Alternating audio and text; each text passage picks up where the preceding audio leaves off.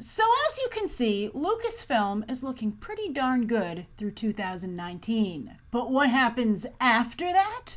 Well, it might interest you to know that even Lucasfilm doesn't know, as Kathleen Kennedy recently revealed. And in fact, she and her story team and all the directors that are working on these movies, she said that they're part of the collaborative process as well, including those who have to come on and do rewrites. Couldn't help myself, I'm sorry.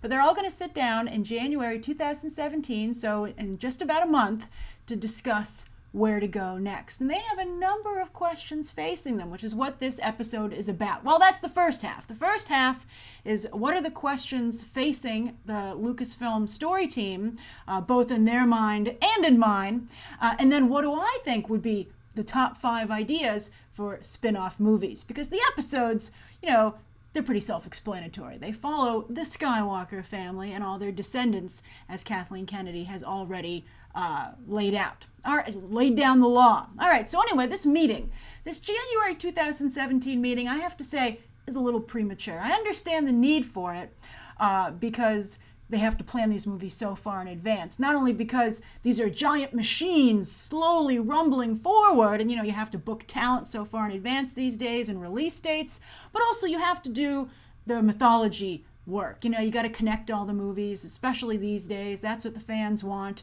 and it's pretty awesome. So, you got to be looking really far down the line. So I would maybe have a preliminary meeting in January 2017. And maybe that's what they're doing. Don't expect any big announcements right around then. But what they're saying is that's a great time to sit down because they'll have an idea of what the Rogue One box office looks like at that point. And also Episode 8 will be done filming, so they know what they're working with there from a story perspective. And also if it needs to be reshot, although I will say, well, I can't help taking the shot because these things should be better set up to begin with. I think that the reshoots on Rogue One worked out absolutely amazing. I would say up there with the World War Z reshoots, and that movie did very well financially. But I think it's not a slam dunk to many, and I'm surprised to see that some people don't feel Rogue One is a total slam dunk. So the jury is indeed out on Rogue One. So I'll be curious to see what kind of situation the Lucasfilm story team finds themselves sitting down to in January 2017. A lot's going to happen in the next month. Or maybe we'll get an answer alarmingly quickly. Or happily quickly. We'll see. But I think that you can't really make a strong decision where to go next because they're going to decide about more spin-offs, but they're also going to decide about more episodes. Do you make episode 10, 11, 12, right? And I think to make that kind of a decision, you need to see what episode 8's box office looks like. Not only to see what the verdict is on these new characters, but in terms of to build on them going forward for episode potentially 10, 11, 12, but also can you spin off from these characters in this storyline? Is it as popular as 4, 5, and 6, the original trilogy, which the spin-off series you're going to see are right now leaning so heavily on. Rogue One is in many ways a standalone film, but in many ways it is an incredibly brilliant and exhilarating extension of Episode 4. More than you would probably expect based on the secretive ad campaign. But I don't know if that is how many times can you go back and mine the original 3 episodes before you bleed them dry? All right, I sound like I saw Guerrero there for a second there.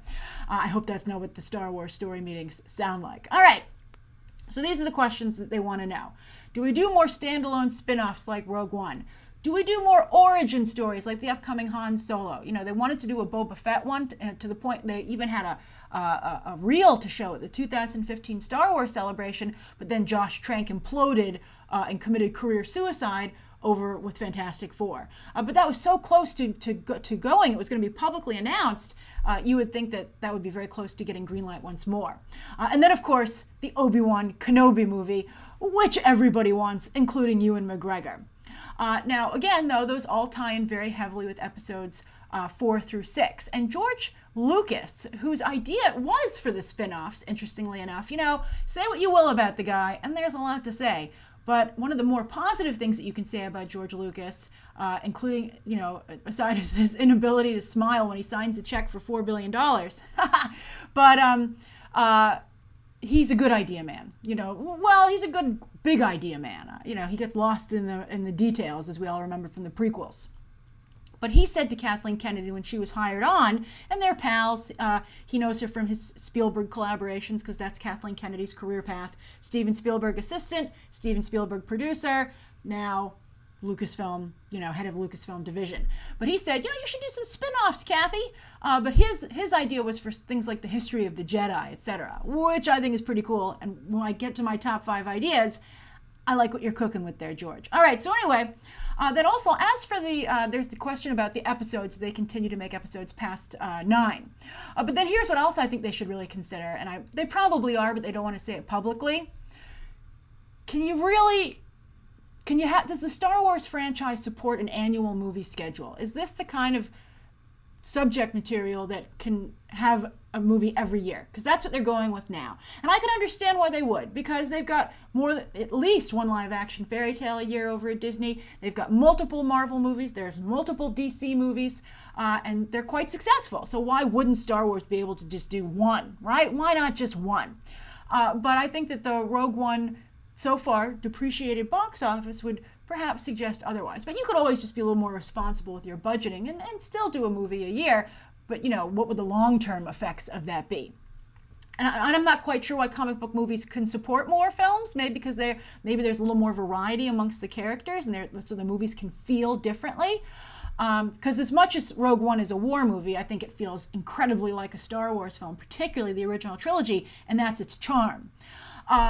But some would also argue that comic book movies don't have that much variety, and there's some fatigue setting in there. Star Wars might find itself in the same place that Harry Potter does, where those movies come out every 1 to 2 years. Especially with Fantastic Beasts, they're moving to a every other year schedule. So maybe that's something that Star Wars might want to consider. So I'm curious to hear your thoughts there. Now we're going to dive into my top 5 ideas for spin-offs. All right, so number 1, the Obi-Wan movie. I want it, you want it, and Ewan McGregor wants it. It's a selfish request, but if everybody wants the same selfish request, how selfish is it, right? I would like to do, and also I think Ewan McGregor, by the way, has matured so wonderfully as an actor. He is just at the top of his game. Everybody loves the guy, and I think that he wants to do Obi-Wan right. I think he was the best thing in the prequels, and I think that he would love to, come back and be part of the Star Wars films in a way that's, I think a little more palatable to fans. So I think it would be fantastic. And in fact, I'm making a whole video about it, either over the weekend or early next week. But just to introduce my ideas here, I think that it would be great to do a Lost Years of Obi-Wan Kenobi style movie, like Logan, the upcoming Logan film, Wolverine's last hurrah, and make it a Western, a Jedi Western on Tatooine. How amazing would that be? And so, as you'll see, I have an entire video to discuss it. All right, there's just so much there to work with, surprisingly, for a guy who just basically sat on Tatooine for the entire time that Luke Skywalker grew up. All right, so anyway, next. Number 2, X-Wing pilots. I talked about this in my spoiler review, but there are no spoilers here. But, as I've said in my non-spoiler review, there is a big third act battle in Rogue One, which heavily features X-Wing pilots. It's amazing. And we've been in love with X-Wing pilots for a long time, from the original Luke Skywalker to the new Poe Dameron. And I don't know what they're doing with Poe Dameron. Maybe he could be the focus of the X-Wing pilots movie. Maybe you could focus on someone else. I would say you could get a female pilot, but I think, you'll notice that I don't really have any ideas focusing on women, because I think Kathleen Kennedy has just, beaten that horse dead. So I would think ideally it would be a group of pilots and their training and their missions, and it would just be a whole movie about that camaraderie and having aerial dogfights. I think it would just absolutely be wonderful. And so that's my second idea. Third, I like this one a lot, Droid Life. Everybody loves droids. C-3PO, R2-D2, K-2SO, love K-2SO. Maybe even some people like BB-8. I haven't met any of those people, but I'm sure they must exist, right? But anyway, we don't know very much about the droids. And every time we see them, they're always serving someone else, right? Is a droid capable of acting independently to serve their own interests? And then what would those interests be? I like the idea of maybe someone being a droid being anti-human. Maybe they're like, you guys made a mess of this. We should just, droids should rule, right? Also, what do they act like when humans aren't around? Who makes the droids? Who decides what they look like? I think that would be a lot of fun. And you could explore the Pinocchio theme that they tried to do with Avengers Age of Ultron. Didn't quite work, except for that fabulously creepy cover of I've Got No Strings. And it's still Disney. They could try and use it maybe, I don't know. But I think that would just be spectacular. I would love a droid movie, and I think it would be nice to get the focus off of the humans in Star Wars. So many of you in my spoiler review were like, well, why aren't you talking about the aliens, Grace? And the cold hard truth is that there are not a lot of aliens featured in Rogue One, and they certainly don't have any lead roles. At least they have a lead, or at least a supporting droid. But I think that's a big part of why people like Star Wars, and so I think bringing that focus squarely on the droids would be fantastic. We'll get to aliens with my fifth idea. But first, number 4, I'm going to go with George Lucas on something about a movie about the Jedi Order, but I'd like to maybe see an origin story. Because, when they said, Kathleen Kennedy said when she was talking to George, he talked about the foundational ideas that he had when he created the mythology in the first place. So wouldn't it be great to see how Jedis first came onto the scene? How did they become so influential in the galaxy? What were people like the first time they saw a lightsaber in action? I'm sure they'd be like, I want one, right? And then speaking of cold hard truths, you can't have one unless you're pumped full of mitochondrions, right? And can you take them artificially? Steroids are bad. All right, so anyway, I think that would be fantastic. It would be the chance for totally new characters, but they'd still have Jedi powers as a selling point, right? Although if you wanted to do like long lost ancestors of the sky, like the very first Skywalker, and I'd be like, really? And then they're like, do we make it an episode like a negative episode? But anyway, I just think it would be a lot of fun. And you could also explore some religious themes. For instance, it would be like similar to stories when Jesus Christ came onto the scene and began to shape Christianity. Everybody loves those stories. They're great. And I think this would be really interesting to watch. And then my fifth idea is one I can't believe that no one has really discussed. I'm not going to go with Boba Fett, the Boba Fett idea. I think it's a little too obvious. And also, they already explored that with the Clone Wars and all that stuff and the original, the prequel trilogy. I want to go with the Yoda movie. I think that not only have they lost the focus on the droids, but they've certainly lost the focus, as I said, on the aliens. But I think they've also lost a little bit of the focus on the kid appeal of the original trilogy. One of the reasons the original trilogy was so successful is that it appealed to all ages.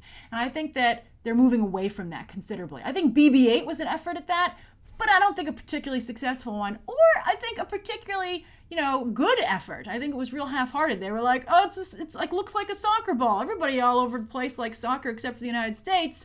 I did my job. And you're like, you really think BB-8 is the same level as R2-D2 and Yoda? Come on. So I think that a Yoda movie an origin story would be absolutely fantastic. It would also answer some really interesting questions like, was he always so positive? I think that would be so much fun. Maybe there was a time when Yoda was like, I can't do it, right? And maybe someone helped shape that great persona that helped shape Luke Skywalker down the line. And also he'd have the cool Jedi moves. I think it would be really great. And I think they've made obvious progress with visual effects that he wouldn't look quite as computery as he did in the prequels. So I think that's a no-brainer. So those are my 5 ideas for spin-offs. I hope they help the Lucasfilm story team, and I'd be curious to what you guys think. What would you suggest? What do you think Lucasfilm should do going forward? They're very public about it, and I hope that they listen to the fans. I hope they listen to the people who got to pay to watch this stuff, right? They're not giving this to us for free. So I think that at this point, Star Wars kind of does belong to everyone. I think that while it's important to realize that sometimes people don't know what they want, sometimes they also have the kind of do. So I think there's a happy medium there. And that's when Hollywood does the best job, when they are in the mid-range between you don't quite know what you want, but I do see what you want. All right, so write your thoughts down below. Thank you so much for tuning in. And you can check out some more episodes right now.